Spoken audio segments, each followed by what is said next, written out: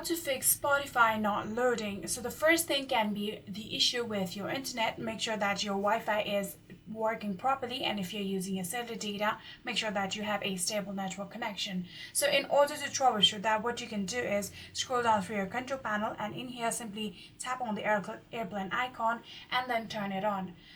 Just wait for a few seconds and then tap on it again and turn that off. This will restart your network connection, and this might solve the issue. But if it's not the issue with your internet, then it might be the issue with you using any sort of VPN. So for that, scroll down and in here long press right here, then simply make sure that VPN is turned off just like this. So after doing that, the next thing that you can do is clear the cache of your application. For that, open your Spotify and in here go to your profile and then tap on settings and privacy. Then you can see data saving and offline, tap on that one. If you scroll down a bit, you can see clear cache, tap on clear and then tap on clear one more time, and like that you'll be able to clear all of the cache on Spotify.